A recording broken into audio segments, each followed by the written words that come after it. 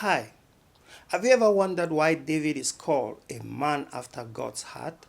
The Bible makes us understand that God initially had not intended for the nation of Israel to have a king. He was to be their king, their God, to lead them, and they were to be his people. But along the line, the Israelites saw how other nations had kings ruling over them, and they rejected God. Then all the leaders of Israel gathered together and came to Samuel at Ramah. They told him, "You are old, and your sons aren't following your examples.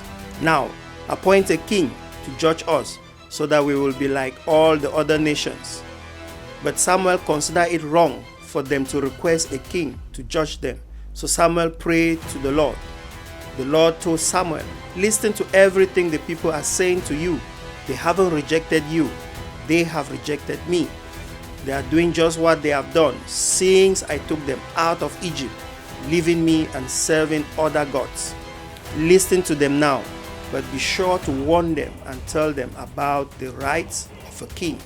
And so, as Israel persisted, Saul was anointed the first king of Israel. And though he started well, he ended up very poorly, being a pleaser of men, not of God. In 1 Samuel 13, verse 8 to 14, King Saul was to wait for Prophet Samuel for 7 days to come and offer a sacrifice before they could go to war. But because the prophet delayed, King Saul forced himself to offer the sacrifice. And when the prophet Samuel came and confronted him, he said his soldiers were already dispersing. So he trusted men more than God.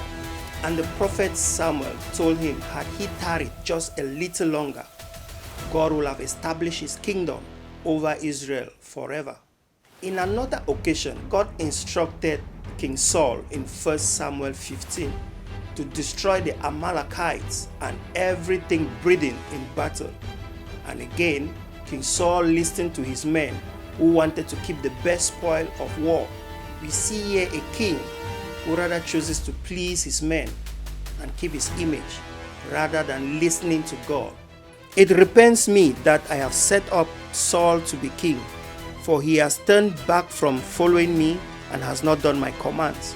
And it grieved Samuel, and he cried out to Jehovah all night. Now, there was need for a second king, and this time, someone who can listen to God and follow his commandment. Remember, God was supposed to be their God and king. They were not supposed to have a human king.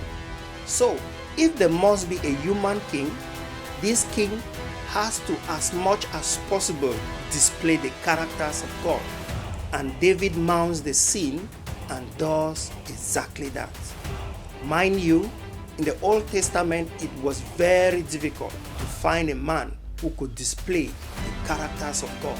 In a dispensation of an eye for an eye, a tooth for a tooth, who will display God's character of mercy? David did. David was anointed king while King Saul was still king. David never caused a riot or a coup to dethrone him. In two major occasions, King Saul was at the mercy of David to kill, but David never raised his hand against him nor allowed his men to kill him. He called King Saul the Lord's anointed. When King Saul killed himself in battle, an Amalekite ran to David claiming he was the one that killed King Saul, expecting favor from David.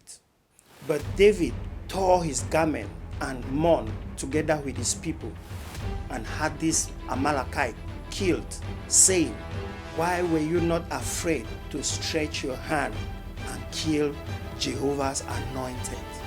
There was also Shimei, a Benjamite and a relative to the late King Saul, who cursed and insulted King David because he believed David was responsible for the downfall of Saul's house and for his kingdom to be given to his son Absalom. During David's flight from his rebellious son Absalom, Shimei saw it as an opportunity to express his animosity by cursing King David, pelting him with stones, and calling him a bloodthirsty man. What did David do?